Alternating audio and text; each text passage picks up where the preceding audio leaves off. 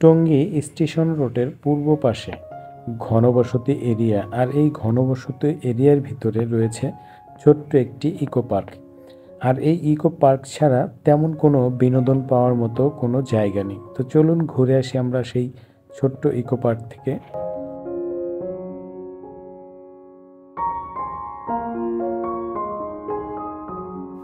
এটি হচ্ছে সেই ইকো পার্কের মূল গেটের সামনের দিকে। প্রচণ্ড ভিড়, মূল গেটে কোনো এন্ট্রি নেই, ভিতরে গিয়েও অনেক স্পেস রয়েছে, সেখানেও কোনো এন্ট্রি নেই। সোজা আপনারা চলে যেতে পারবেন মেইন গেট দিয়ে বেরিয়ে বাইরে ছোট গেটের ওই পারে নদীর এরিয়াতে। তো আমরা নদীর এরিয়াতে চলে এসেছি। এবার দেখব আমরা সেই ইকো পার্কের বাইরে ফ্রিতে যা দেখা যায়। এটি হচ্ছে নদীবন্দর, অনেকেই চিনে ফেলেছেন। হ্যাঁ, নদীবন্দর ছাড়া এই টঙ্গী এরিয়াতে তেমন কোনো বিনোদন কেন্দ্র নেই। আর এখানেই রয়েছে ছোট্ট একটি ইকো পার্ক, যার টিকিট মূল্য 30 টাকা। আমরা সেখানে পরে যাচ্ছি, আগে ফ্রিতে যা দেখা যায় তাই দেখে নিচ্ছি।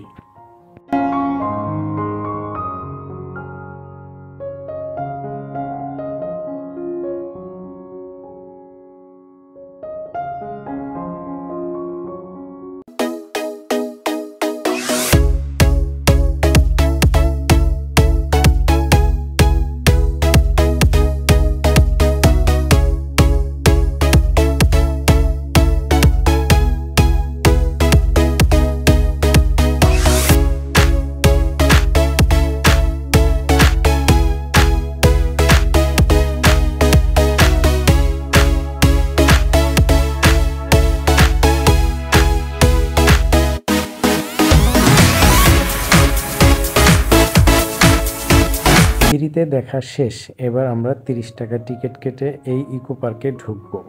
এটি কিন্তু অবশ্যই মনে রাখবেন টঙ্গী বেসিক থেকে পূর্ব দিকে নদীবন্দর এরিয়াতে। তো এখানে এসে আপনাদের টিকিট কেটে ইকো পার্কে ঢুকতে হবে। মূলত এখানে পরিবার পরিজন নিয়ে আসে, বাচ্চা কাচ্চাদেরকে নিয়ে আসে একটু আনন্দ দেওয়ার জন্য। এই ইকো পার্কটিতে রয়েছে বেশ কিছু ছোট ছোট রাইড, যা ফ্রিতে আপনার বাচ্চাকে উপভোগ দিতে পারবেন, আনন্দ দিতে পারবেন। আর রয়েছে 2-1টা রাইড যার টিকিট কেটে আপনাদেরকে উঠতে হবে, যেমন নৌকা রয়েছে, নাগরদোলা রয়েছে।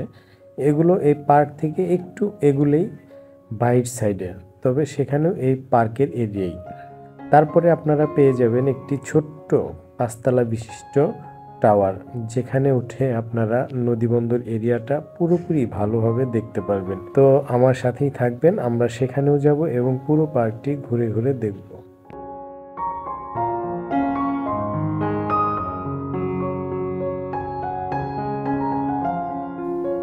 এটি হচ্ছে সেই 5তলা বিশিষ্ট ছোট্ট একটি টাওয়ার, যেখানে উঠে আপনি নদীবন্দর এরিয়াটা পুরোপুরি ভালোভাবে দেখতে পারবেন।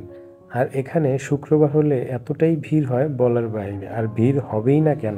এই ছোট্ট ইকো পার্ক ছাড়া, এই নদীবন্দর ছাড়া আশেপাশে তেমন কোনো বিনোদন কেন্দ্র নেই এই টঙ্গী এরিয়াতে, যার কারণে এখানে প্রচণ্ড ভিড় হয়। তবে অবশ্যই সাবধানতার সাথে থাকবেন, নিজের পকেট খেয়াল রাখবেন এবং নিজের পরিবার পরিজনকে খেয়াল রাখবেন। ধন্যবাদ সবাইকে, ভালো থাকবেন, সুস্থ থাকবেন। আমার ভিডিও ভালো লাগলে অবশ্যই লাইক, কমেন্ট ও শেয়ার করে দিবেন এবং অন্য কেউ দেখার সুযোগ করে দিবেন। আল্লাহ হাফেজ।